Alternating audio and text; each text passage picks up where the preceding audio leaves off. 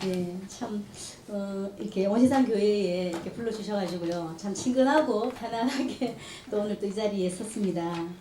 그래서 하나님께 기도하면서 또 이 시간대 속에 하나님이 또 원하는 것들 전달할 수 있는 그런 시간 되도록 또 기도하고 왔는데요. 잠깐 기도하고 또 새 성전에 오니까 또 너무 좋습니다. 기도하고 시작하도록 하겠습니다. 하나님 아버지 감사합니다. 우리에게 하나님의 자녀 되게 하셔서 오늘도 주일 하나님 앞에 예배드리게 하시고 그 예배로 힘을 얻게 하시니 감사합니다.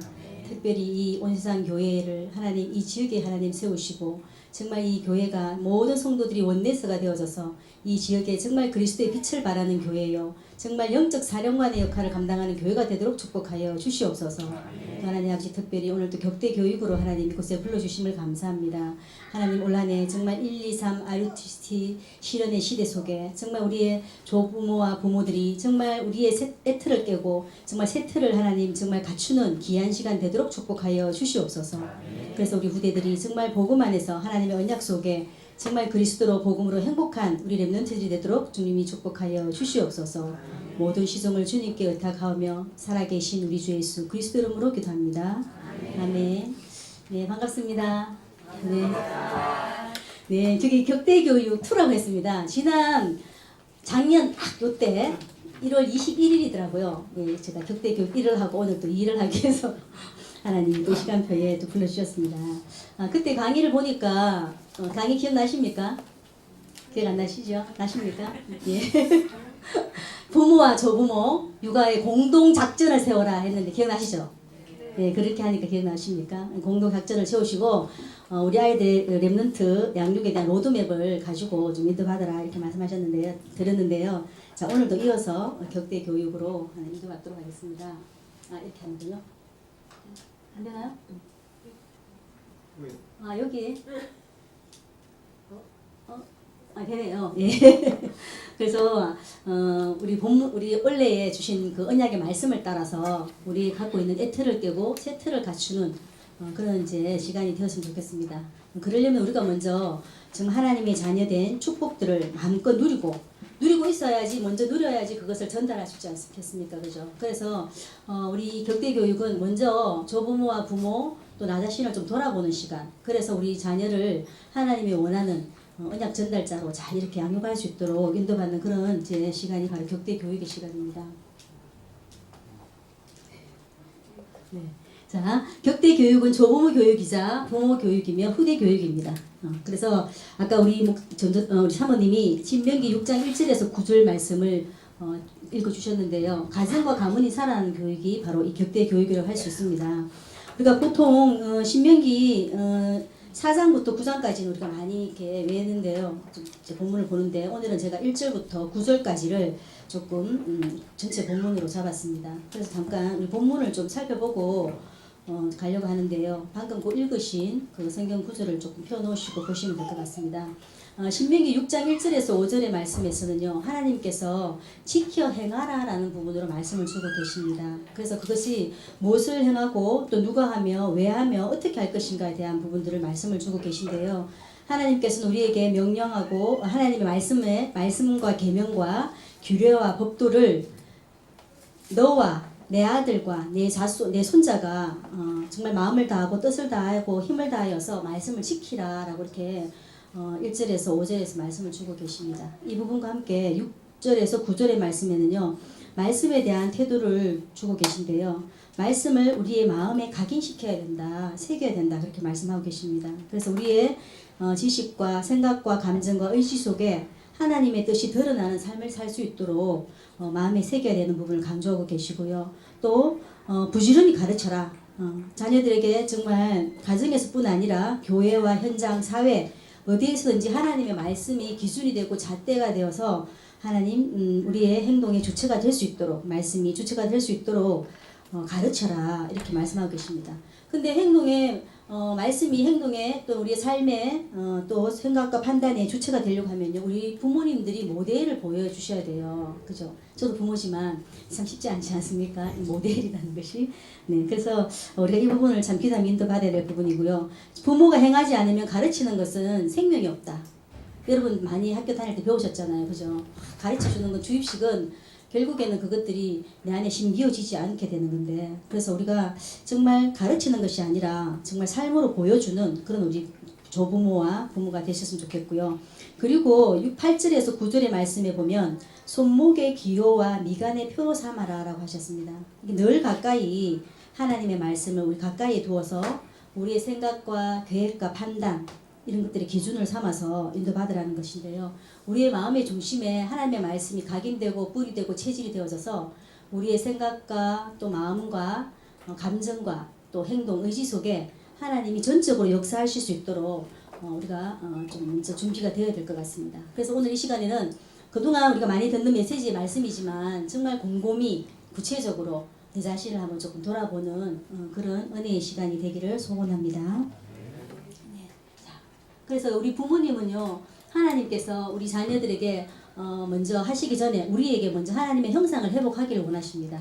우리가 영적 정체성을 가지고요, 먼저 하나님 자녀된 신분문서를 가지고 현장에서 정복하고 다스리고 오직 그리스도로 누림이 되어야 되는데, 실제적으로 우리가 이 부분이 되고 있는지를 또 한번 올 한 해 하나님 주신 언약의 말씀 속에서 이걸 한번 점검해 보셔야 될 것 같습니다. 그래서 그리스도와 함께 하는 것이 행복한 상태인데요. 여러분 행복하십니까? 행복하시죠? 예. 근데 이 행복이 왔다 갔다 하십니까? 그죠? 상황과 어떤 여건에 따라서 우리가 이렇게 이 행복한 마음이 자꾸 좌지우지 되는데요. 날마다 그리스도로 오직 성령 충만과 하나님의 나라가 임한 여러분의 삶이 되시길 바랍니다. 그래서 그렇다면 행복한 상태란 어떤 상태냐? 우리 너무나 잘 알고 있죠.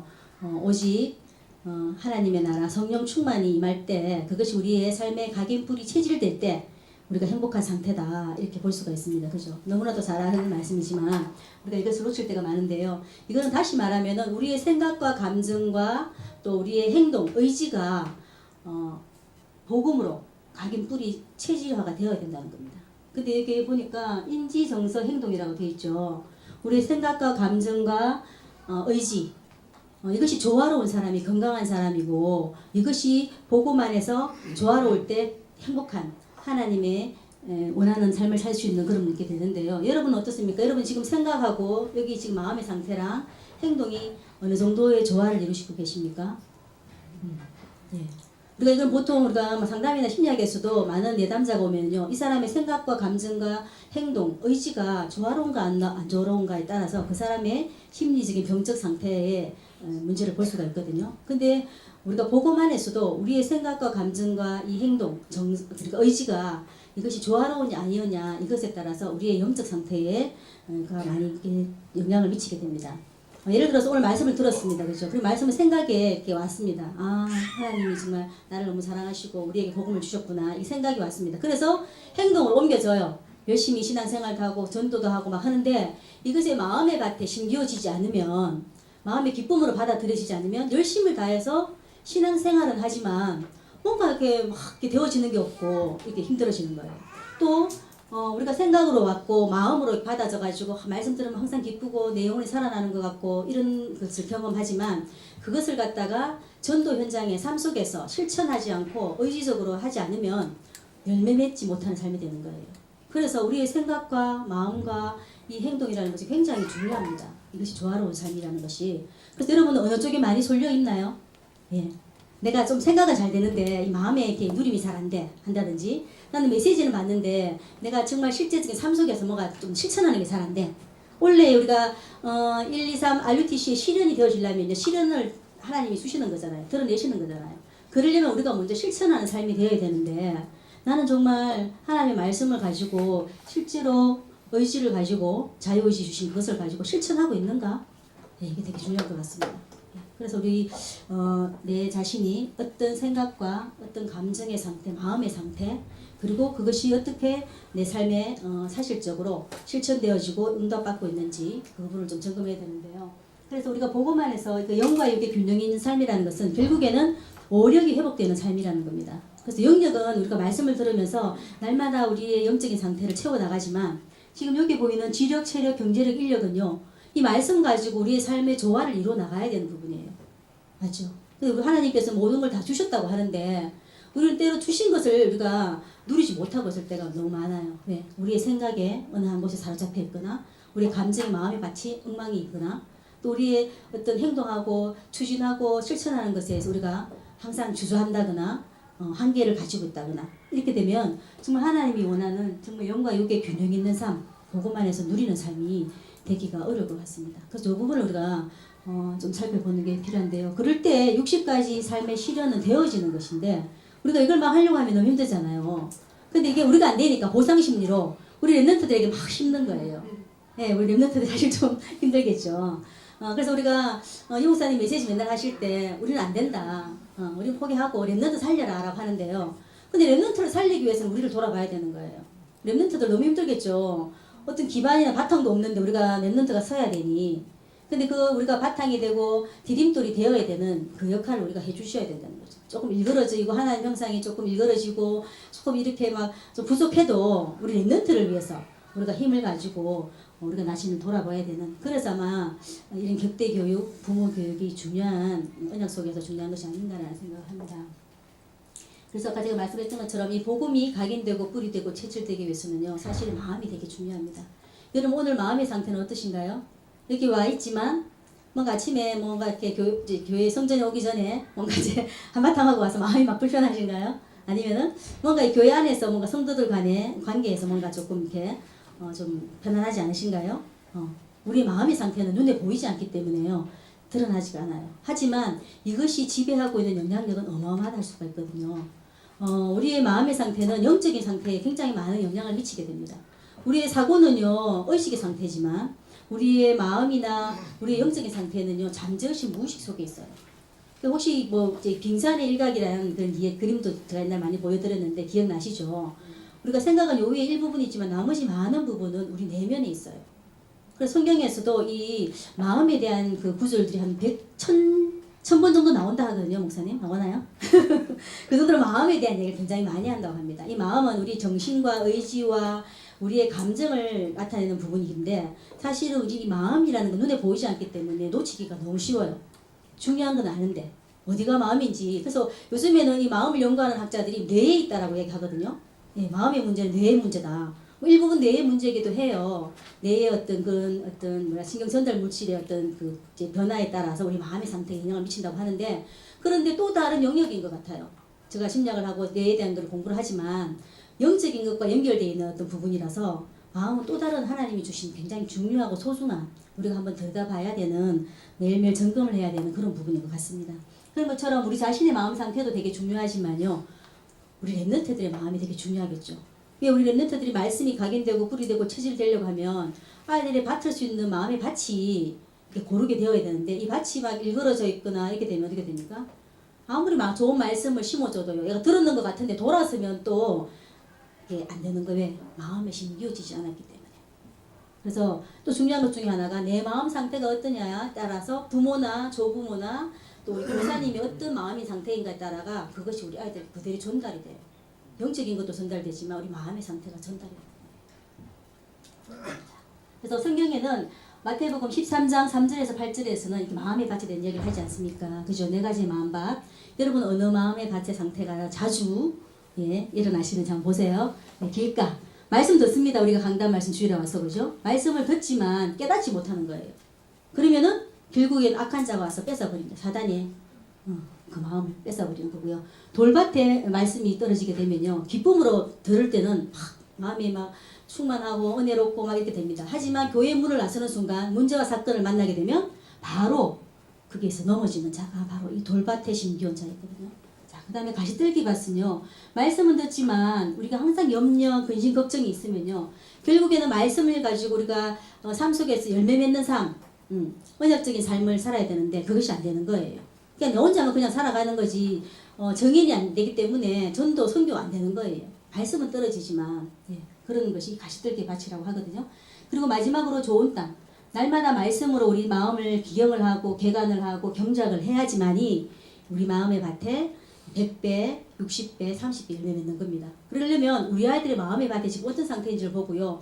우리 말씀으로 뿐만이 아니라 우리 어머님, 우리 부모님들, 조부모님들이 우리 아이들의 마음의 상태가 지금 어떤지 좀 들여다보셔야 돼요.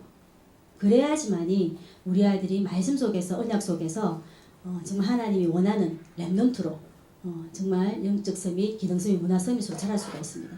근데 사실은 이제 아까 말했던 것처럼 마음이 눈에 안 보이니까 많이 놓치는 거예요. 근데 이 마음이 굉장히 많은 부분을 차지하고요. 이 시대에 지금 3단체나 지금 세상의 트렌드가 뭐냐면요. 이 마음, 사람의 마음과 정서를 다루는 그런 부분으로 다 지금 이제 전략을 짜고 있거든요. 근데 교회 안에 있는 우리가 너무나도 하나님 아까 1000번 이상 말씀을 주신다고 했는데 그 부분을 다 놓치고 있으면 안 된다는 거예요. 그 3단체가 하고 있는 것들 중에 좋으니까 불신자들이 그게 관심 가지거든요. 그리고 우리는 복음이 있기 때문에 복음 가진 우리가 그 마음을 알아주고 그 마음을 다루는 방법만 좀 안다면 그들에게 3단체에게 그들을 빼앗기지 않고 오히려 그들을 정말 살리는 영혼 구원의 좋은 길이 되지 않겠나라는 생각이 듭니다.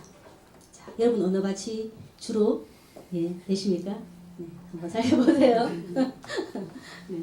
자, 그리고 또 잠언 4장 23절에서는요 마음을 지키라라고 하십니다. 보니까요 마음을 지켜야 되는 이유가 생명의 권원이 여기에서 나온대요. 우리 마음에서 나온대요. 그만큼 우리 영적인 것과 밀접하다는 얘기겠죠, 그죠? 네. 우리가 평상시 많이 아는 말씀들이지만 오늘 또 교육을 통해서 좀 더 마음에 좀 새기시면 좋겠고요. 자, 그래서 나는 어떤 조부모이고 부모인가 좀 점검해 보시면 좀 좋겠습니다. 자, 제가 오늘 주제를 뭐 애틀을 깨고 새틀을 갖추라라고 했는데요. 여러분이 이번 원래 그 주시는 제 언약의 메시지 속에서 내가 무엇이 각인되고 뿌리 되고 체질되었나, 사실 이 메시지는 굉장히 오랜 기간 우리가 메시지를 받았지 않습니까? 근데 구체적으로 나를 들여다보는 시간들은 별로 갖지 못하고 있는 것 같아요. 그래도 그나마 이제 여기 온세상 교회는요, 또 저도 어떻게 오기도 하고, 또 우리 목사님도 상담이나 사람의 마음에 대한 이해에 대한 부분들을 잘 좀 다루시고, 또 우리 사모님도 이쪽으로 좀 관심 가지시고 공부를 하셔가지고, 여러분이 조금 그런 혜택은 받고 있지 않겠나, 이런 생각이 들기도 하는데요. 자, 여기 보겠습니다. 자, 에틀. 창세기 3장 영적 문제, 가문 문제 너무나도 잘 알고 있는 거죠. 근데 이 영적 문제, 가문의 문제가 지금 나에게 어떻게 구체적으로 와 있는지를 좀 점검해 보셔야 됩니다. 제가 상담을 하면 너무 가슴이 아프고 안타까운 게요. 불신자들 안 와요. 불신자가 오더라도 거의 80, 90%가 저번에도 말씀드렸는지 모르지만 우리 신자들이에요. 거기 안에 또 우리 교단의 사람들도 많은 프로테이지를 차지하거든요. 근데 하나님 말씀 복음 속에는 있는데요. 너무나도 오랫동안 각인된 저런 상처들 때문에 너무 행복하지가 않은 거예요. 너무 마음이 상해가지고 너무 막 힘들어서 오니까 너무 안타까운 거예요. 진짜 복음 아니면 안 되겠다라는 영적 상태가 바뀌었는데도 이 영적 상태가 그 말씀이 심기어질 마음이 또 일그러져 있으니 마음과 영은 같이 돌봐야 되겠다라는 생각이 들더라고요. 그래서 너무 안타까운 그런 제 사례들을 많이 보고 있는데, 이렇게 영적 문제, 가문의 문제가 있고요. 또 사람과의 관계에서 부모, 교사, 친구들로 인한 문제들이 있습니다. 제가 그 펫 로스 증후군이라고요. 강아지가 죽어서 슬픈 그런 증후군이에요. 그러니까 요즘에 사람과의 관계가 안 되니까 동물을 사랑하잖아요. 근데 그 동물이 죽어버렸어. 너무 가슴이 아픈 거예요. 엄마 아빠 죽은 거 이상은 가슴이 아픈 거예요. 그런 정상 때문에 상담받으러 온 케이스가 있었거든요. 근데 그 소리를 딱 들으면서 제가 생각했던 게 뭐냐면, 이 사람 애착관계에 문제가 있겠구나, 부모와의 관계가 문제가 있겠구나라는 걸 딱 느끼게 되더라고요. 여러분도 그 소리 들으니까 딱 그렇게 느껴지시죠? 예, 우리 조부모님, 부모님들, 그죠? 예, 그래서 그런 거예요. 그런 것처럼 이 관계에 대한 문제가 굉장히 이제 영적 영향을 미친다는 거죠. 이렇게. 뿐만 아니라 학교 문제가 심각한데요. 학교 심각한 아이들이 다 어디 모였냐면 학교에 다 모였어요. 학교에는 교사도 이것을 케어해 줄 수가 없고요. 영적인 걸 알지 못하니까. 근데 심각한 아이들 다 모였는데 이 아이들 서로끼리 서로 갈등을 이렇게 부딪히는 거예요. 그 요즘에 아이들 만나보면 학교 가는 게 너무 힘들어요. 선생님과의 갈등, 친구와의 갈등, 거기서 완전히 심각한 문제가 다 드러나는 거예요. 그래서 뭐 대안학교, 복음적인 대안학교 이렇게 하는데 그게 정말 필요합니다. 할 정도로 이 학교 문제가 심각하고요. 그리고 또 사람들과 관계의 것이 또 있지만 내가 성장하면서 경험했던 이 마음과 생각의 문제가 있는 거예요. 뿐만 아니라 우리가 세상을 살아가면서 만들어지는 다양한 이 삶의 문제들이 결국에는 이제 우리에게 오래된 애틀을, 하나님 이렇게 깨지 못한 애틀을 우리가 갖추고 살게 되는 거예요. 여러분 어떤 부분에 많은 영향을 받으세요? 이게 영적 가문의 부분, 가정과 학교 부분, 마음과 생각 부분, 삶의 부분, 분명히 있을 거예요. 왜냐면 우리는 이미 복음을 받았기 때문에 천국 가는 건 당연하고 하나님 자녀인 건 맞지만 이 세상에 살면서 천국을 누리는 삶이 되어야 되는데, 그래야지 우리 자녀들이 보면서 아, 하나님 믿는 건 너무 좋구나, 하나님과 함께하는 건 너무 행복한 일이구나 이렇게 느껴야 되는데, 엄마 아빠 보면 항상 얼굴에 내천자 딱 그려있고 막 이렇게 항상 이렇게 굳어있는 모습 보면서 우리 아이들이 행복하지가 않는 거예요. 실제로 제가 상담했던 사례 중에 부모님이 아이를 이제 그 학대를 한 거예요. 그래서 결국에는 그 아이가 어릴 때 자기는 3살이고 동생 1살짜리가 태어났는데 부모님이 그 3살짜리 아이를 굉장히 이제 똑바로 행동하기를 원하고 막 혼내고 야단치고 이렇게 했는데 그 폭력을 썼더라고요. 그래서 그 아이가 결국에는 중학교 2학년인데 아버지를 칼로 들고 막 이렇게 죽이려고 막 하는 그런 사건 때문에 상담에 의뢰가 됐어요. 근데 실제로 그 아이가 그렇게까지 가게 된 것까지는 가정에서 보호받고 인정받고 사랑받고 이렇게 돼야 되는데, 그 아이가 가정에서 이미 상처가 너무 컸던 거예요. 그래서 그가 학교 가니까 학교에서 친구들한테 폭력을 그대로 경험하는 거예요. 우리가 한번 경험했던 거는 덩치도 크고 잘생겼더라고요. 그러면 자기가 때려도 될 텐데 맨날 맞는 거예요. 왜? 그 전에 맞았던 그 경험, 그 속에서 못 벗어나는 거예요. 그걸 우리가 학습된 무기력이라고 얘기하거든요. 예.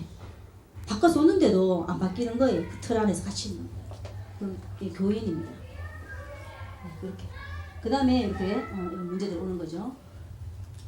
그래서 자, 저런 것들이 우리 속에 있으니까요, 우리의 삶의 세계관과 가치관에 영향을 미치는 거예요. 자, 여러분들이 부모님이기 때문에, 조부모님이기 때문에, 교사이기 때문에 우리 아이들 가르칠 때요, 나는 어떤 기준을 가지고 있는가를 좀 점검하셔야 돼요. 여기 보니까 가치관이라는 거는 내가 옳다고 생각하는 거, 바람직하다고 생각하는 거, 해야 한다고 생각하는 거, 하지 말아야 한다는 거, 이러한 것들을 결정하는 생각이나 신념이라고 하는데요. 원칙, 잣대 이런 게 있잖아요. 여러분 다 있으시죠? 교회 안에서는 이래야 되고 집에서는 이래야 되고 이런 어떤 기준들이 있을 거란 말이에요. 근데 그 기준들이 아까 앞에서 봤던 것처럼 이런 것에 의해 가지고 잘못 지금 만들어진 가치관, 세계관을 갖고 계신 거예요. 그렇다면 우리는 이걸 가지고 우리 자녀, 우리 랩런트, 우리 후대들을 지금 키우고 있는 거라고 생각을 하셔야 돼요. 그럼 나는 어떤 가치관을 갖고 있는가? 그럼 우리 뒤에서 좀 쭉 살펴볼 건데, 자. 그래서 우리 안에는 이런 어떤 다른 것, 실패할 것, 틀린 것이 각인뿔이 체질되어 있기 때문에요. 전 자동적으로 우리가 딱 이렇게 바람직한 것을 요구를 하게 되고 올바른 것을 요구를 하게 되고, 근데 그것이 정말 복음적인 것인지 하나님이 원하는 것인지 그런 기준보다는 내 어떤 생각, 가치관, 경험, 이것이 틀로 되어 가지고 바로 이제 나의 삶뿐만 아니라 우리 아이의 삶뿐만 아니라 내가 만나는 모든 성도들이나 관계 현장에서 나타날 수가 있다는 거. 그리고 우리는 하나님의 형상대로 태어났지만 창세기 3장 이후에 정말 우리는 본질적으로 인정과 관심과 사랑받고 싶은 욕구가 있나 봐요. 근데 그거를 우리가 태어나서는 하나님의 그 사랑을 부모로부터 채워나가는데, 이 하나님의 형상을 갖고 태어났다 하더라도 부모님이 어떤 가치관과 어떤 생각과 경험과 상처를 갖고 있는가에 따라서 그 아이들을 본인이 원하는 가치관으로 옳고 그르고 해야 될 거 아니어야 될 것을 가지고 아이를 자꾸 이렇게 만들어가는 거예요. 그러다 보니까 있는 그대로의 내가 아닌 부모가 원하는 바람직한 모습, 또는 어떤 올바른 모습, 또 해야 되는 모습, 이런 모습으로 막 아끼게 되는 거예요. 그래서 진정한 관심과 사랑을 받지 못한 우리 인간은요, 이 마음에 근본적인 외로움과 공허함이 있어가지고 그걸 끊임없이 채우려고 하는 거예요. 이게 낙심자율죄책감. 그래서 결국에는 다른 것에 집착을 하게 됩니다. 공부 열심히 잘하면요, 교회에서나 학교에서나요, 얘는 문제가 없어 생각할 수가 있는데 아니에요. 공부에 집착하고 있는 거예요. 아까 조화로운 삶이 중요하다고 했잖아요. 생각과 감정과 행동이 보고만 해서 영과 있게 균형 있는 삶이 중요한데요. 공부는 잘하는데 인간성이 안 돼서 이러면 안 되잖아요. 그런 것처럼 어느 하나에 집착하는 거예요. 그걸 잘하니까 칭찬하고 인정하는 거야. 거기에 매달리는 거예요. 그런데 그러면 게임하는 애는 왜 그래요? 인정과 관심을 받으려면 똑바로 하지, 이렇게 생각이 드시죠? 우리가 긍정적인 관심을 못 받으면요, 우리 인간에게는 관심에 대한 욕구가 있기 때문에 부정적인 거라도 해서 관심 받으려고 하는 게 있다고 합니다. 그러다 보니까 비행청소년들이 정말 우리가 좋은 이제 뭐 미네랄 워터를 먹어서 자라면 좋겠지만, 이런 꽃들이 화분이, 그런데 그것 안 되면 꾸중물이라도 먹어야 되는 거예요. 그래 살아갈 거 아닙니까? 그래서 하는 행동들이 문제 행동인 거예요. 그래서 게임에 빠지고 중독에 빠지고 마약에 빠지고. 그런데 그런 사람들이 끊임없이 그걸 통해서 자기 제일 중요한 건 그렇게 하는 이유가 뭐냐면 자기의 존재를 확인받고 인정받고 관심받으려고 하는 행동이에요. 결국 그 이면에는. 근데 안타깝게도 바람직하지 못한 하나님의 어떤 하나님을 만나지 못하고 인간의 방법으로 여러 가지를 찾다 보니까 결국엔 그렇게 살아가게 되는 거예요. 정말 안타깝죠. 그래서 제가 정말 상담을 하면서 더 막 간절해지는 것이 정말 복음 가진 자들이 정말 일어나서 현장에 복음 전도를 해야 되고 또 그들에게 마음의 문을 열고 마음의 밭을 좀 잘 이렇게 상처를 치유받을 수 있도록 그 사역을 하면 너무 좋겠다는 생각이 드는 거예요. 예. 자, 그래서 자 이런 어떤 아까 그런 것들로 인해 가지고 만들어지는 게 뭐냐면 자존감입니다. 정적 자존감. 자, 여러분은 여러분 스스로를 어떻게 생각하십니까? 자존감이라는 거는 자기 자신이 스스로 자기를 평가하는 거예요. 아까 그런 식으로 만약에 자랐다면 우리 그 아이들은 어떻게 생각할까요? 자기 자신이 굉장히 괜찮은 사람, 인정받고 남에게 사랑받고 나 스스로 존경받을 만한, 존중받을 만한 그런 사람이다라고 생각할 수 있는지, 아니면 나는 안 돼, 항상 나는 인정받지 못할 거야, 다른 사람이 나를 좋아하지 않을 거야, 이런 식으로 평가를 하는지가 굉장히 중요합니다. 그게 바로 자존감입니다. 자기 존재에 대한 자기 확신 같은 거예요. 자, 그래서 여기 보니까 우리는 이미 하나님의 자녀이기 때문에 영적 정체성은 가지고 있습니다. 하지만 영적 자존감을 갖고 있는, 영적 정체성은 있지만 나는 하나님의 자녀이기 때문에, 나는 렘넌트이기 때문에, 나는 하나님의 형상을 닮은 존재이기 때문에 내가 하나님 주신 모든 능력을 가지고 나는 뭐든지 할 수 있어, 이렇게 느끼는 건지, 나는 하나님의 자녀는 맞는데 나는 안 될 거야, 저 렘넌트는 되지만, 이렇게 자기를 평가하는지를 살펴보셔야 되는 거예요. 그리고 이 자존감은 사실은 우리가 살아오면서요, 부모님들이나 주변 사람들이나 이런 사람들한테 어떤 대우를 받았는가에 따라 스스로 만들어지는 거라고 이야기하거든요. 근데 이거는 자기 자신이 이제 긍정적인 자존감을 갖고 있는 사람은요, 주위 상황이나 여건이 흔들리지 않아요. 우리가 문제 사건을 만나도 하나님이 함께 하시겠지 하는 그런 어떤 자기 확신을 갖고 문제 속에서 답을 찾아 나갈 수가 있는데, 이 자존감이 낮은 사람들은 우리가 아무리 메시지를 줘도 못 찾아요. 아무리 말을 해도 이게 안 들어와요. 왜? 자존감이 떨어져 있기 때문에. 난 안 될 거야. 내가 그렇지 뭐. 이런 어떤, 왜? 그런 메시지는요, 자기 스스로 받은 게 아니고요. 아까 부모님이나 조부모님이나 어떤 자라오면서 양육받은 경험 때문에요. 나는 그런 사람이야 라고 심기워져 있는 거예요. 이게 이게 너무 안타까워요. 벗어날 수 없는 무슨 굴레처럼 탁 덮어 쓰고 있어요. 그래서 많은 사람들은 우리가 세상에서도 그렇지만 이 자존감 얘기를 되게 많이 하잖아요. 근데 우리는 자존감을 향상시켜줘야 되는 이유가 뭐냐면, 우리 스스로 갖고 있는 이 자존감은 결국에는 하나님의 관계에서 나타나는 영적 자존감에 영향을 미치기 때문이에요. 여기 밑에 자기 비하하고 이게 해놨는데, 자기 비하라는 게 뭐냐면, 세상에서는 많은 이제 심리 상담이나 모든 많은 부분에서는 자존감을 키우기 위한 프로그램들이 되게 많아요. 근데 자존감 했는데 이게 좀 안 되니까 좀 더 발전시킨 게 뭐냐면 자기 자비라는 게 나왔대요. 자기 스스로를 동정하고 난 괜찮은 사람이야. 자기를 존중해주라는 거예요. 자기를 존중해주고 또 자기를 존중해줄 뿐만 아니라 이 세상의 모든 문제는 보편적으로 누구나 다 있다. 그러면서 자기를 위로하는 게 사실은, 그리고 그러면서 명상에 빠지라고 하는, 세상에는 이런 방법으로 지금 이 자기를 세우려고 하는 거예요. 자기를 찾으려고 하는 거예요. 하나님을 떠난 상태에서 자기를 찾으면 결국 어떻게 되겠습니까? 그죠? 근데 우리는 하나님이 우리 안에 계시고 하나님 자녀이기 때문에 그 속에서 우리의 자존감 찾는 게 되게 중요하고요. 여기 보니까 Love Yourself라고 그 BTS라고 아십니까? 방탄소년단 아시죠? 걔들 노래 제목입니다. 그러니까 그 노래 제목도 그 노래가 뜨는 이유가요, 네 자신을 사랑해요. 결국에는 자기 자신을 사랑하지 못해서 오는 병들인 거예요. 근데 하나님이 없는 자기 자신을 사랑하는 거, 자기가 우상이 되면 어마어마한 사단의 통로가 되지 않습니까? 그죠? 근데 중요한 거는 우리 렘넌트도 자기 자신이 하나님의 자녀이지만 자기를 사랑하지 못하고 있는 애들이 너무 많다는 거예요. 지금 세상에는 사단의 전략이 또 많은 지금 이제 전략들이 뭐냐면 자기 자비, love yourself예요. 하나님이 없는. 이만큼 사람들은 자기 자신의 존재, 자기 자신에 대한 인정, 관심, 사실 모든 그런 것을 통해 가지고 우리가 살아가는 힘, 동기가 되거든요. 에너지가 되거든요. 근데 그거를 위해서 지금 이제 세상의 사람들은 다양한 방법으로 이렇게 추구를 하고 있는 겁니다. 예, 여기.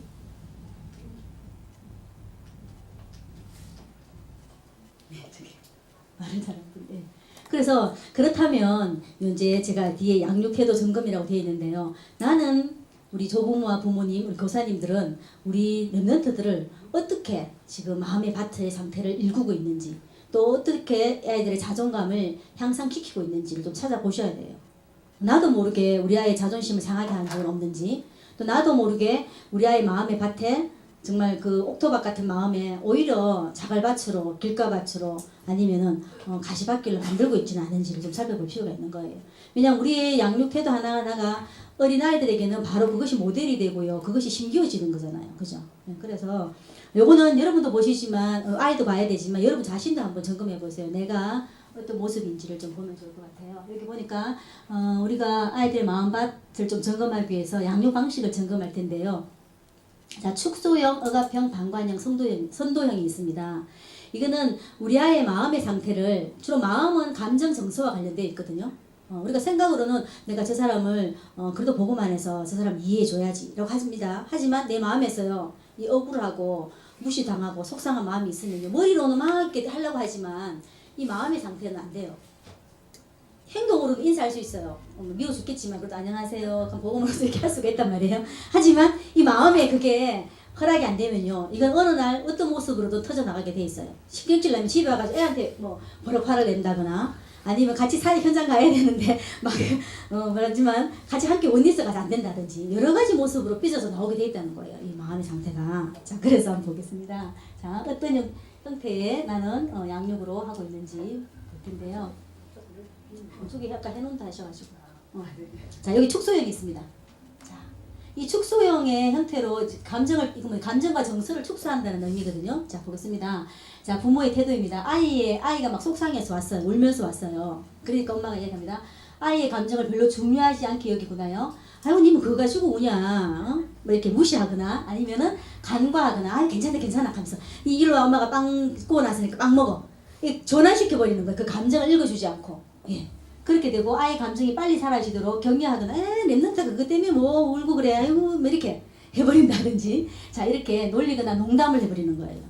아이고 그거는 어린애들이 하는 거지 니는 아니잖아 니는 랩런트잖아 이렇게 그 아이의 감정 상태를 억울하고 속상한 감정 상태를 친구랑 놀다가 이제 교회에서 선생님한테 자기만 혼난 거예요. 그러니까 얘가 억울해가 온 거예요. 근데 그럴 때 엄마가 예를 들어서 야 니 너무 속상했겠다 어떻게 하고 이렇게 마음을 읽어줘야 되는데 니는 랩런트가 되어가지고 뭐 그러냐 한다든지 전환시킨다든지 에이 하면서 됐어 하면서 그런 거 가지고 뭐 그만해 한다든지 이렇게 무시하거나 예, 또 놀리거나 이렇게 한다는 거예요. 괜찮아 니가 그래도 걔보다 나아 하면서 격려를 막 그런 식으로 한다든지 이렇게 하게 되면 이 아이는 자기 감정이 뭔가 잘못됐다라고 생각하는 거예요.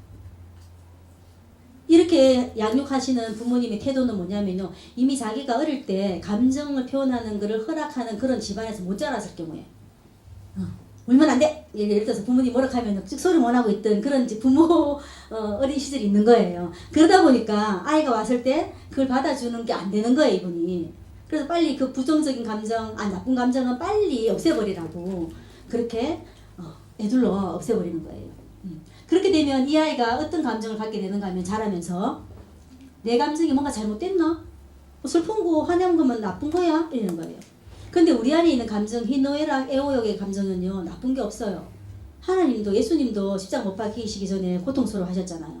그 고통의 감정, 분노, 그 성전에서 막 뭐라고 있었습니까? 장사하고 있었죠. 주의 전에서. 그럴 때 예수님이 화내셨죠? 예, 분노하시는 하나님, 예수님이 있으신 거예요. 우리 안에 다 그게 있어요. 그러니까 우리 안에 있는 게 그게 나쁜 게 아니에요. 정상적인 감정이지만 그걸 어떻게 우리가 해결하고 풀어내는가가 중요해요. 그게 왜 생겼는지를 알아보는 게 중요한 거거든요. 근데 많은 부모님들이 그래 안 자랐고요. 또 그런 것들을 받아들이는 게 잘 안 되는 거예요. 이렇게. 그래서 이 사람들은 부모님들 아까 이렇게 이야기했죠. 그죠? 이런 감정 표현이 안 되는 집에 살다 보니까 아이는 결국에는 부모에게 이해 못 받는 느낌이 드는 거예요. 그리고 엄마 마음대로 했다고 생각하고 항상 마음에 억울하고 무시당했다는 느낌이 자리하게 돼요. 그러면 자기 존재에 대한 자존감이 떨어지겠죠. 네. 그래서 나중에 이런 아이들은요 자기 인생을 제대로 대처를 못하게 되고요. 자기 감정에 솔직하지 않으니까 어디 가서 자기 감정 표현하는 것도 잘 안 되고요. 항상 뭐 맞추려고 한다거나 아니면 말 안 하고 있다거나 이런 사람으로 자라가게 되는 거예요. 그리고 직면하지 못해요. 딱 문제 상황에 막 좋고 슬프다 이런 거를 바로바로 이렇게 못하니까 근데 이것은 사이고 사이면 나중에 어떻게 되는가 하면요 우리가 속상하고 힘든 게 해결이 되지 않으면은 그게 없어지나요? 마음 한쪽 곳에 싹 자리하는 거예요. 그래서 사단의 통로가 되는 거예요. 그래서 엉뚱한 것에 화를 내게 되고 짜증 내게 되고 분노하게 되는 거예요. 근데 분노할 수는 있어 그죠? 근데 그 분노가 적절해야 되는데 예를 들어 한 5 정도 화낼 거를 막 7, 8, 90으로 막 화내는 사람 있죠. 예. 평상시에 감정 표현이 잘 안 되고 자기 스스로 자기 감정을 무시해서요. 묻어두는 거예요. 그러면 결국에는 엉뚱하게 분노 폭발하게 되겠죠. 남자분들 또 여자분들도 마찬가지지만 남편하고 두 사람 부부관계 별로 안 좋았어요. 근데 속상했는 마음이 있었는데 지나가는 우리 아들이 공부하는 줄 알았더만 잠시 나오는 거예요. 그래가지고 야 그래서 막 화를 내죠. 니는 지금 응? 공부하는 줄 알았더니 왜 자꾸 왔다 갔다 하냐 이래 되는 거예요. 근데 걔는 잠시 물 먹으러 나왔을 뿐인데 잔소리 막 듣고 들어가죠. 예, 이렇게 됩니다. 그럼 또 억울해지죠 그 아이도. 예, 이게 분노를 표출하게 되는 거예요.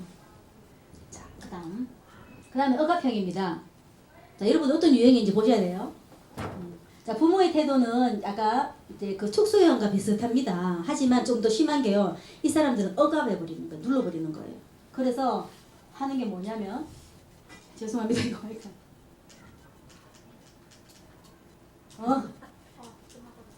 다시 저기 안에 다시 띄워야 되겠습니다. 억압형은 뭐냐면은 감정을 억누르는 것뿐만 아니라 비난하는 거예요.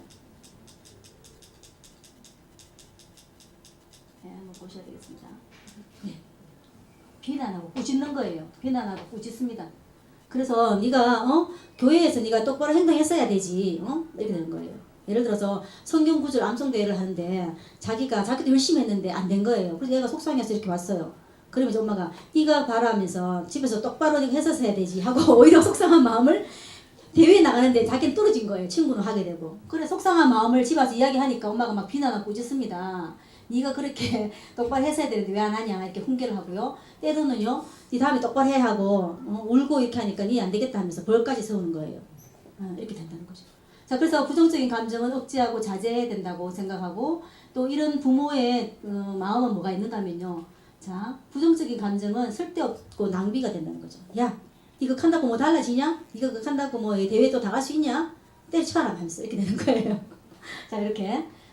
그리고 많이 우는 애들 보면 엄마들이 막 질려가지고 합니다. 쟤 놔두세요. 쟤 우는 거 다 이유가 있어요. 쟤 그냥 이제 다 알아요 하면서. 우는 게 무슨 속셈이 있는 것처럼 그렇게 생각하는 거예요. 제대로 안 달래주고.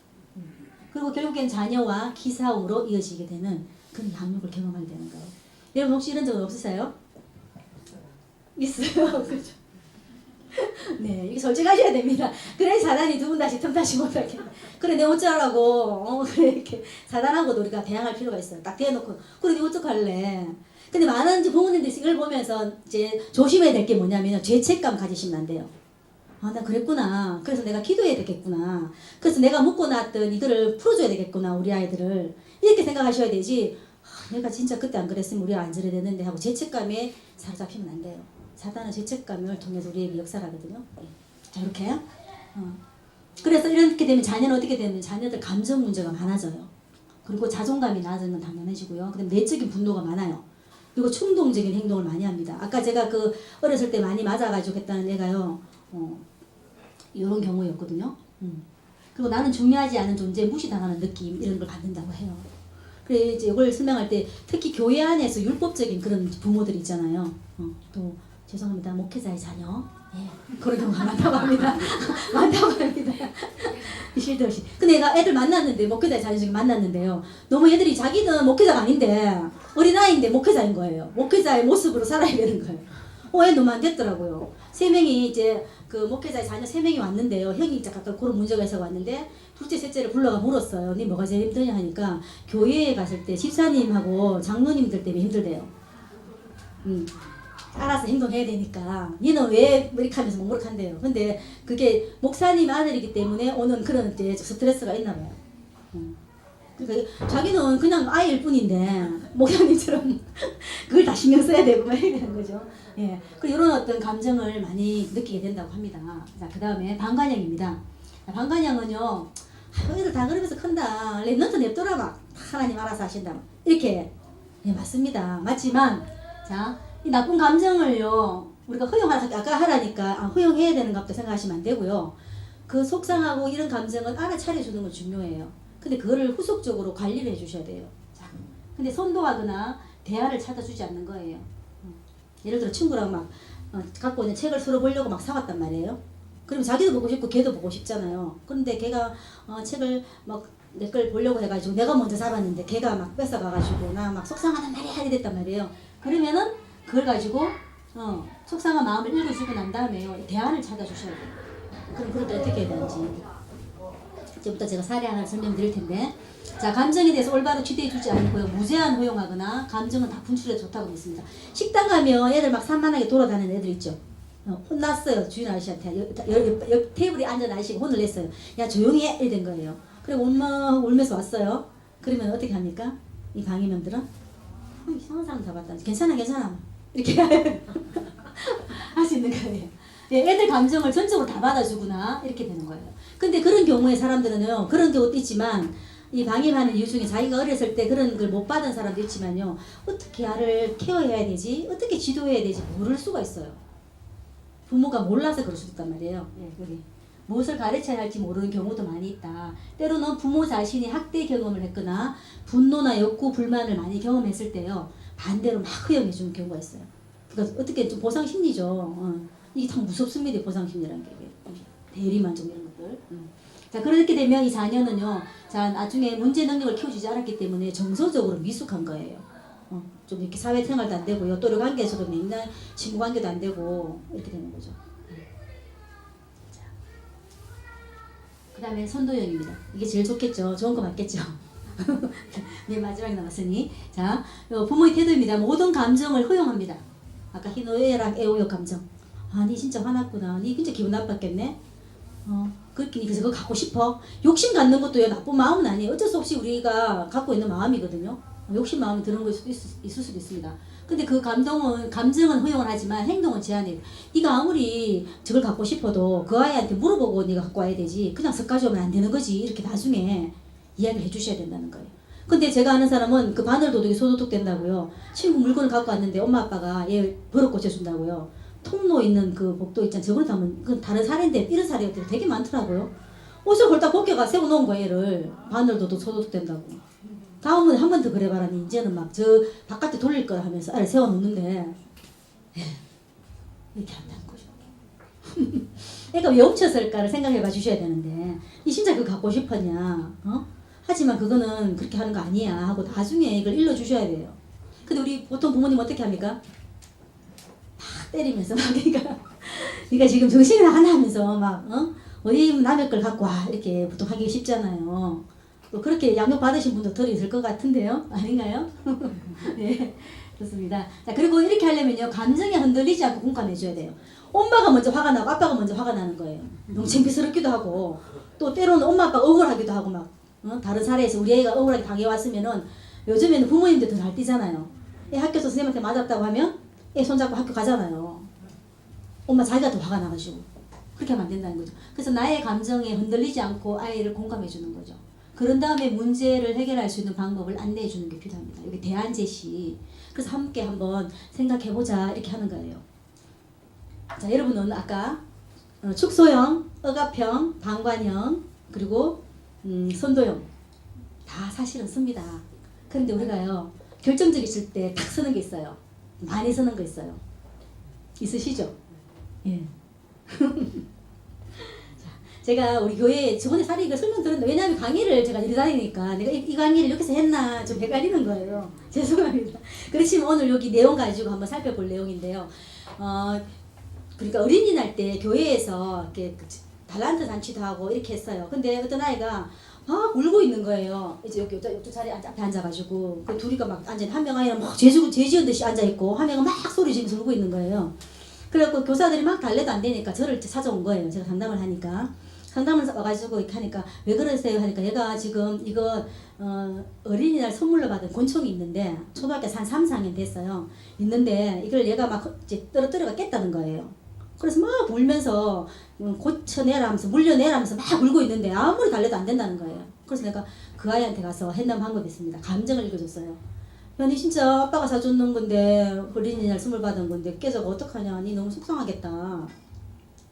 응? 이 진짜 지금 화가 나겠네? 막 이렇게 이제 마음을 읽어줬어요. 그래서 어쩌다가 이걸 깼어 하니까, 내가 여기다 올려놨는데 얘가 갑자기 와가 막 흔드는 거예요. 그래서 떨어져서 깨졌어요. 막 이렇게 하는 거예요. 자기 감정을 이야기했어요. 여기 아이의 감정을 내가 알아차려줬죠. 그 다음에 감정이 격한 순간에 이제 그 아이한테 이야기를 한 거예요. 근데 이 아이가 막 흔들어 깼다고 하니까 이 아이가 막 그 어떻게 우리 아빠한테 이야기하면 우리 아빠한테 혼날 거고 막 속상하다는 거예요. 그래서 제가 살폈어요 그 총을. 그러니까 총 위에 부분이 날아갔는데 총 쏘는 거는 문제가 없는 거예요. 약간 뭐 망원경처럼 동그랗게 올라간 게 부러졌더라고요. 근데 이거 때문에 총을 쏘지는 못하는 게 되는 거니 어떻게 된 거냐니까 그거는 총은 쏠 수 있는데 아빠가 사준 건데 아빠한테 이야기하면 아빠한테 혼날 거란 말이에요. 이렇게 얘기하는 거라. 그러면서 막 얘한테 물어내라고 하니까 얘는 죄인같이 하고 앉아 있는 거예요. 자, 그래 너무 속상하겠다. 아빠가 사준 건데 그럼 이걸 어떻게 하면 좋을까? 그러면 내가 선생님이 들어보니까 네가 이걸 아빠한테 이야기 안 할 수도 있고 만약에 이야기 하더라도 깨진 거에 대해서 네가 이야기를 잘하면 아빠한테 혼나지는 않을 것 같은데 이렇게 한 거예요. 얘는 아빠한테 혼나는 게 무섭다는 거예요. 첫 번째. 자기가 선물을 받은 걸 깬 것도 속상하지만 아빠한테 혼날까 봐 무서웠던 거예요. 그래서 내가 그 이야기를 했어요. 그럼 아빠한테 네가 솔직하게 이야기를 할 수도 있고 네가 네 마음을 이야기할 수 있는데 깨진 거에 대해서 이야기할 수 있다. 그렇지만 깨진 것 때문에 네가 이 권총을 사용할 수 없지는 않지 않냐. 그럼 아빠한테 깨졌지만 내가 권총 쓸 때는 괜찮아요. 이렇게 네가 이야기하면 아빠가 네가 생각하는 만큼 그렇게 화내거나 무서워할지 않을 수도 있다. 할 수도 있고 안 할 수도 있다. 이렇게 하는 거예요. 그러고 난 다음에 그러니까 좀 마음 좀 풀어지더라고 걔가요. 그러니까 옆에 있는 애는 완전히 이렇게 하고 있는 거예요. 그래서 내가 옆에 있는 아이한테도 물었죠. 얘만 다뤄주면 안 되니까 얘한테 물었어요. 너는 어쩌다 이걸 이렇게 넘어뜨리게 됐냐 하니까 지는 이 친구가 너무 반가워가지고 막 달려갔대요. 야 하고 달려가다가 이걸 자기도 모르게 친 거예요. 탁자를. 그러니까 탁자 위에 올려져 있던 총이 지절로 떨어진 거예요. 지가 떨어뜨리려고 한 것도 아니고. 그러니까 야도 정말 당황하고 억울하고 속상할 거 아니에요. 그래서 야 니도 진짜 지금 속상하고 억울하겠다. 니는 그냥 친구 반가워서 갔는데 이렇게 상황이 됐으니까 니는 정말 야 어떡하니 막 이러니까 막 우는 거야. 그래가지고 이거 그러니까 니도 모르게 반가워서 갔는데 총이 떨어졌고 깨져버렸고 얘가 막 물어내라고 하니까 네가 이러지도 저러지도 못해서 네가 너무 힘들었겠다 하니까 얘가 막 울더라고요. 자 그러면 이걸 어떻게 하면 좋겠냐 하고 이제 총 깨져갖고 우는 처음에 화났던 그 아이한테 물었어요. 그러면 네가 아빠한테 이야기할 때 그렇게 이야기하면 될 것 같은데 그러면 지금 이 아이가 너무 미안해하고 있는데 네가 어떻게 했으면 마음이 풀어지겠냐 하고 물으니까 그 아이가 머리를 탁 굴리더라고요. 그러면서 달란트 잔치하면서 받은 선물이 있나 봐요. 교회에서 봉지 안에. 그래서 그러면 저기 선물 받은 것 중에 내가 내한테 하나 주면 안 될까요? 이렇게 하는 거다 얘가. 그래가지고 그리고 그 옆에 있는 친구한테 실수한 친구한테 야 이 친구가 그래도 네가 어쨌거나 깬 거는 맞잖아. 그치 네가 실수를 한 거 맞는데 그 속상하기도 하겠는데 근데 이 친구가 요거를 자기가 달란트 선물 받은 걸 하나 받으면 이 친구 마음이 좀 풀리겠다고 하는데 너 어떻게 했으면 좋겠어? 이렇게 물었어요 애한테. 그렇게 주겠다는 거예요. 그래서 봉지에서 골라 하나 가져가더라고요. 자, 그렇게 해서 갔는데 그 다음 주에 보니까 둘이 막 사이좋게 노는 거예요. 자, 근데 그게 하나 있었고요. 근데 그거를 중재를 내가 막 하고 있는데 이 아이가 그렇게 딱 하고 이제 나가려고 하는데 나가는데 문 앞에서 어떤 중직자 한 분이 야 하면서 상황도 잘 모르고 이야기 들어보지도 않고 뭔가 야들 둘이가 싸우고 얘가 울었다는 이야기만 듣고 이 아이가 자기 구역의 아이래요. 그 총 깨진 아이, 총 주인. 그러니까 그 아이한테 야 니 괜찮아 내 총 하나 사줄게 하면서 니 울지 마라 하면서 니가 랩런트인데 하고 막 데리고 가는 거예요. 그러니까 그 아이가 뿡 왜냐면 문제 다 해결됐는데 갑자기 뜬금없이 나타나가지고 상황도 모르고 그렇게 하니까 이 아이가 눈이 뻥 이런 거예요. 그래서 제가 해결 다 됐습니다. 그러니까 이제 지금 이렇게 됐습니다 하니까 이분이 헉 하면서 막 애를 막 데리고 가는 거예요. 자 그렇게 될 경우에요. 이 아이가 좋은 문제 해결의 경험을 했는데 주변에 나타나 그렇게 하면 안 돼요. 근데 어쨌거나 문제 해결을 하고 갔기 때문에 사실 이제 그 부분에서는 좀 적당히 하고 넘어갔는데 우리가 주로 어떻습니까? 전자로 하십니까? 후자로 하십니까?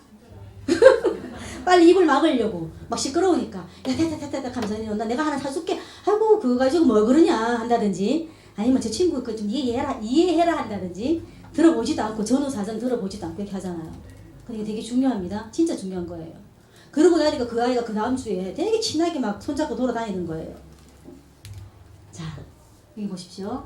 자, 이거는요, 우리 아이한테 대한 이야기였지만요, 여러분 자신도 그렇고요, 부부관계도 마찬가지고요, 성도들 간의 관계도 마찬가지예요. 자, 감정을 인식해 주는 거예요. 속상하겠다. 뭔지 모르지만 또 화가 막 났으니, 그죠? 자, 근데 이 감정이 격한 순간을요, 친밀감 조성하고 교육의 기회로 삼는 거예요. 근데 보통 우리가 막 이렇게 화가 나면은 이걸 요 기회를 잘 놓치잖아요. 약속 절호의 찬스인데 굉장히 그 아이를 바꿀 수 있는 그런 계기가 되거든요. 이렇게. 그래서 감정이 근데 정말 속상했겠다. 감정의 타당함을 인정해 주는 거예요. 공감해 주는 거예요. 그래서 마음에 뭔가 조금 이렇게 좀 걸러지고 나면 마음이 여유가 좀 생기면서 자기도 이야기를 하게 되거든요. 머릿속에서. 그래서 그런 다음에 자기 감정을 표현하도록 도와주는 거예요. 자, 감정을 인정하도록 하기 위해서는요, 잘 들어주셔야 돼요. 이 상황이 뭔데? 무슨 일 있었어? 들어주고 난 다음에, 아, 그랬겠구나. 속상하잖아요. 선물 오랜만에 받은 거 이거 하나 받았는데 깨버렸으니. 그리고 혹시 아빠한테 혼날지도 모르고, 아빠가 혼낼지 안 낼지는 모르지만 이미 혼났던 경험이 있으니까 지레 자라보고 놀란 것 같으면 저 뚜껑 보고 놀란다고 이렇게 놀라 있는 거예요, 얘가. 그래, 그거를 그래, 아버지가 화낼 수도 있지만 네가 말을 잘하면 화를 안 낼 수도 있을 것 같다. 어떠냐 하니까 지도 생각을 딱 해보는 거예요. 그런 걸 우리가 해주셔야 되는데, 어른들이. 그러면 좋은 경험을 가지고 지가 어떤 문제 생겼을 때 자기가 그렇게 누가 안 다뤄줘도 생각을 하면서 판단 결정할 수가 있거든요. 근데 그런 제대로 된 경험을 한 번도 못 해본 거예요, 애들이. 맨날 막 바쁘게 막 그냥 빨리빨리 하자고 한다든지, 아까 그 뒤늦게 나타난 중직자처럼 막 그래 해버린다든지, 막 앞뒤 좌우고 막 이렇게 들어보지 않고 막 문제 해결해 버린다든지. 그러면 얘는 또 한 명의 사고 친 애는 또 미안하잖아. 자기 또 억울한 거예요. 자기는 마음 한 밑바닥에는 걔가 너무 반가워가지고 너무 좋아서 다가갔는데 사고를 쳐버린 거예요. 그 사고 칠 수도 있잖아요. 근데 그 마음 밑바닥에는 너무 반가워서 갖는 그 마음이 있는데 그 마음을 못 읽어주면요, 이 아이는 나중에 남들한테 감정 표현하기 잘 안 돼요. 또 사고 칠까봐. 나는 좋아한다고 다가갔는데 그게 저 사람한테 별로 안 좋은 어떤 해를 끼칠까봐. 그 별거 아닌 것 같아도요, 그런 경험들이 영향을 미친다는 거예요. 자, 그래서 5번째 보니까 아이가 스스로 문제를 해결하도록 이끌면서 행동의 한계 정해주기. 그리고 네가 다음부터도 여기 위에 간들간들하게 나왔더라고요. 놓을 때 좀 조심해라. 그리고 너도 친구한테 다가갈 때 탁자에 뭐가 있는지 좀 뭐가 보면 좋겠지, 그지? 너무 반가워서 가더라도 네가 이번에 한번 경험했으니까 다음엔 그걸 좀 조심할 수가 있겠네? 이렇게 주는 거예요. 이해되시죠? 네, 사례 설명하니까. 우리 교회 안에도 우리 랩런트들 그런 경우 되게 많잖아요. 이건 아이뿐만 아니라 어른도 마찬가지예요. 물어보지 않고 막 됐다, 니 그럼 신경 쓰지 마라. 근데 그러면 본인은 막 신경을 죽는 거예요. 왜 난 안 됐는데 왜 자기가 말해, 이래라 저래라 말해야 이렇게 생각한다니까요. 한다니까요, 진짜로. 나는 안 괜찮은데 왜 괜찮다고 자기가 수습하냐고 우리 되는 거예요. 진짜 별거 아닌 것 같은데 이런 것들이 살고 쌓여가지고요, 막 마음에 상처가 되고요, 마음밭이 막 일그러져 갖고 상담이 온다니까요. 이렇게 도움 받으시고요. 그래서 바람직한 대화를 시도하기 위해서는 아까 잘 들어주라고 했죠. 감정을 수용해 주시고, 그리고 난 다음에 행동을 통제해 주시는 거예요. 행동 통제하지 않는 게 아니라 해요. 잘 가르치고 훈육할 거예요. 하는데 하기 전에 마음의 밭을 만들어 주라고 했잖아요. 그 마음 밭을 만들어 주는 가장 좋은 방법이 감정을 읽어 주는 거예요. 그리고 난 다음에 야, 니 이래 해라 이렇게 왜 지시하거나 이렇게 하지 마시고요. 어떻게 했으면 좋겠어? 내가 볼 때는 이렇게 하면 좋을 것 같은데 이렇게. 그러니까 남의 세지란 말 많이 듣는데 잘 안 되잖아요. 그 여기는 우리가 습관이 돼 있어서 잘 안 돼요. 니 이래 해라만 니는 이제 됐고, 니는 이제 얘한테 달라트 하나 주고 니는 총 됐네. 이제는 뭐 어떻게든 니가 하나 받았기 때문에 니 이제 됐지 끝 이렇게 하면서 막 니 더 이상 니 그거 무죄 삼으면 안 돼 이렇게 하잖아요. 맞죠? 네 하시잖아요. 그래 하시면 안 되고 본인이 느끼도록 내버려 두셔야 돼요. 왜 우리가 천천히 좀 내버려 두는 게 잘 안 될까요? 그죠? 조급하게 막 이렇게 뭔가 그리고 말과 표정이 일치돼야 되는 거지. 말로는 이제 하면서도 이걸 하면서 막 이렇게 속상한 표정으로 하면 안 되고요. 서로가 이렇게. 이거를 하는 방법은 여기에 있습니다. 이거는 옛날에 예전에 한번 강의할 때 했던데 잘 들어주시는 거. 그래 맞아. 속상하겠다. 이렇게 끄떡끄떡 하면서 맞춰주는 거예요. 그 다음에서 속상했겠구나, 화났겠구나 이렇게 해주시는 거예요. 자, 그 다음에 행동을 통제하는 거죠. 그렇지만 네가 그런 행동을 하니까 결국에 이런 사건이 생겼잖아. 그래서 네가 행동할 때는 그냥 평상시에 막 좀 나대는 애라 같으면은 네가 평상시 이제 행동할 때 조금 좀 조심해야겠다, 그지? 이렇게 해주는 거예요. 여기 남의 세지로. 자, 너희들이 그렇게 하니까 내가 속상하다. 내가 속상한 거예요. 너희들이 랩런트가 사이좋게 지내면 좋겠는데 둘이가 싸우니까 내가 아까 마음이 조금 불안했어. 다음부터 너희들이 좀 그런 거는 서로 좀 이야기하면서 좀 사이좋게 지냈으면 좋겠어. 이렇게 내 마음으로. 사이좋게 지내라 알았지? 너희들 가면서 그거 갖고 니 다음에 또 하면 안 돼? 이렇게 하시면 안 된다고 그랬지. 그 다짐을 왜 시킵니까? 그게 본인이 불안한 거예요. 조부모님이나 부모님이나 선생님이 불안하신 거죠. 애들 한 정도면 애들이 우리부터 똑똑하거든요. 자, 이렇게 하신다는 거 기억을 하시고요. 네, 마지막에 이거 죄송합니다. 왜? 자, 그래서 우리가 렘넌트 우리 자녀를 양육하실 때는요, 하나님의 계획 분명히 있으시잖아요, 그죠? 그 아까 제가 말씀했던 것 중에 중요한 것 중에 하나가 영적 자존감, 마음의 밭을 일구는 작업을 원래는 하셔야 돼요. 그래서 여러분들이 갖고 있는 틀이 우리 아이들의 마음에 상처를 주는 건 아닌지, 또 내 마음의 상처를 받고 있는 건 아닌지, 또 저 사람에게 상처를 주고 있는 것은 아닌지, 이게 내 마음의 상태를 들다 보면 다른 사람 마음이 보여요. 근데 우리는 내 건 안 들다 보고요, 배워가지고 머리로 넣어가지고요, 행동으로 막 가르치는 거예요.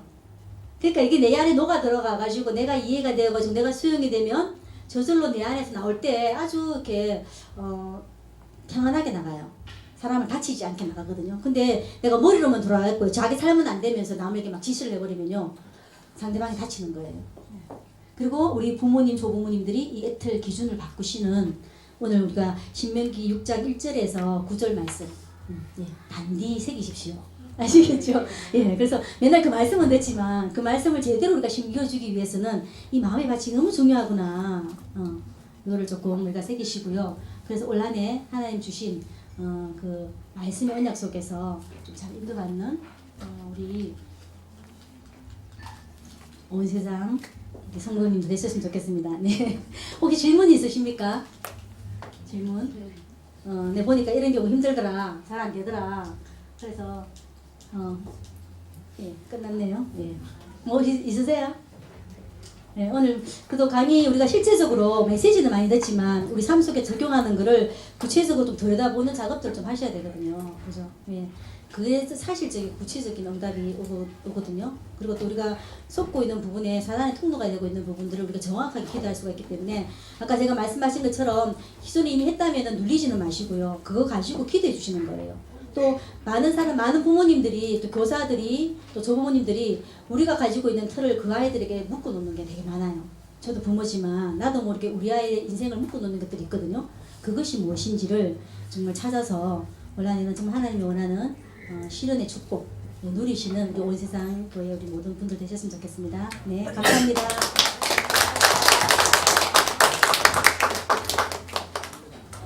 도움 좀 되셨습니까? 네.